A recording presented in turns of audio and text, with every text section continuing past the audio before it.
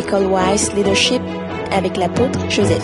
La technique des apôtres que j'ai reçue par l'Esprit, c'est d'imprimer les vérités dans les conscients, dans les cœurs des saints.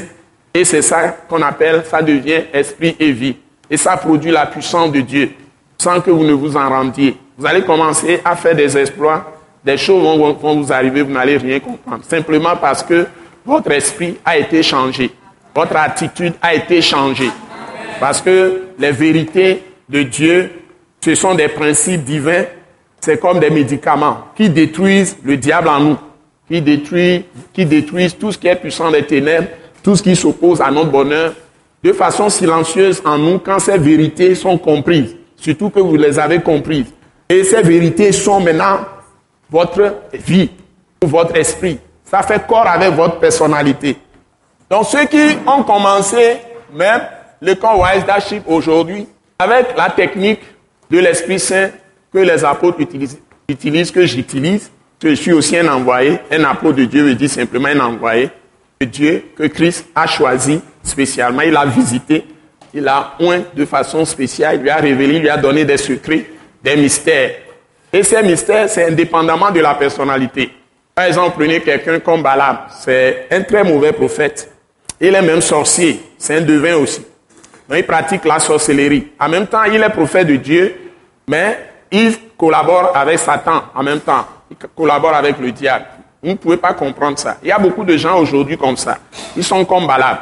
C'est écrit dans l'Apocalypse. Il y a des gens qui pratiquent l'esprit de Balaam, qui sont des pasteurs, qui donnent le nom, qui prennent le nom d'évêque, bishop, qui prennent le nom même d'apôtre, etc. Ils sont aussi là. Ils ont l'esprit de Balaam. C'est écrit. Certains sont des hommes, mais ils ont l'esprit de Jézabel. Tout ça, c'est rappelé dans l'Apocalypse. Ça existe dans l'Église aujourd'hui. Donc, faites attention avec qui vous traitez. Il y a les faux prophètes, les faux docteurs, etc. Donc, quand vous prenez ce prophète, par exemple, Balaam, qui est très mauvais, en même temps, Dieu lui donne des missions. C'est curieux, c'est étonnant.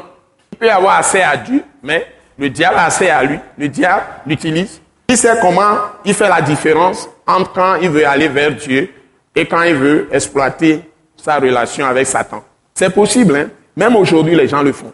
Donc, ne croyez pas que c'est impossible. C'est possible. Si vous prenez le roi de Saül, par exemple, c'est une seule personnalité, mais Dieu peut agir à travers Saül, mais Satan aussi peut agir à travers Saül. Il tue les sacrificateurs, 70 sacrificateurs, qui n'ont rien fait. Il les a tous tués.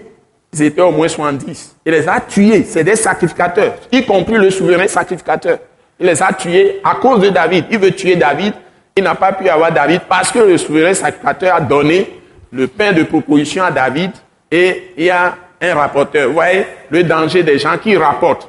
Ils font des rapports aux gens quand les gens ne sont pas là.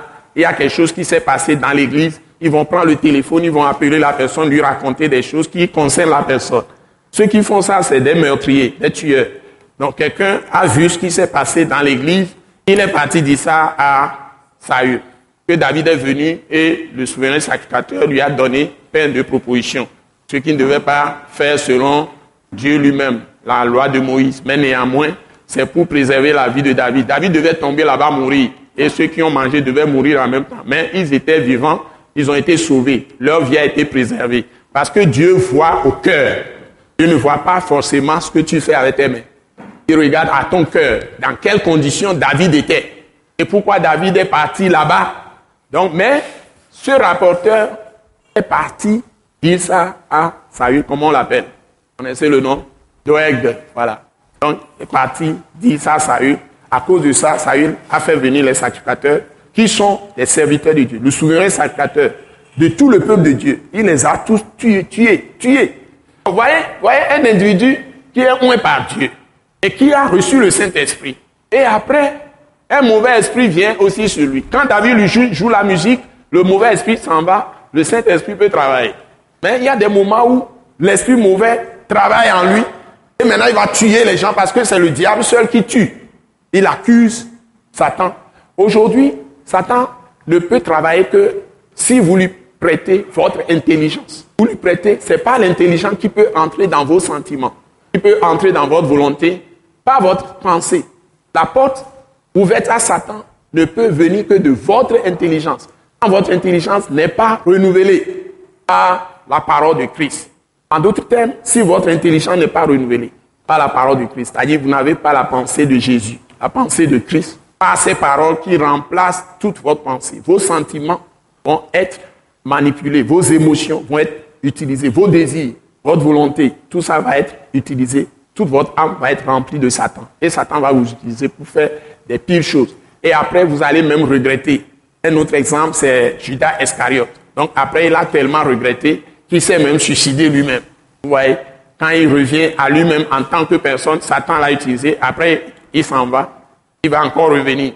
Quand il n'est pas rempli de Christ. Donc c'est très dangereux. Les gens les plus dangereux, je le dis souvent et je le rappelle ce soir, c'est les gens qui ont reçu Christ mais qui sont charnels. C'est-à-dire, ils n'ont pas passé par le changement de leur personnalité parce qu'ils n'ont pas eu l'intelligence renouvelée. Pour que vous changiez votre personnalité, vous changez, vous soyez autre chose que ce que vous étiez avant de connaître Christ. C'est seulement quand vous renouvelez votre intelligence, vous êtes totalement transformé. Amen. C'est la seule manière. C'est-à-dire que la parole de Christ devient votre connaissance. C'est ça qu'on appelle la connaissance de Dieu.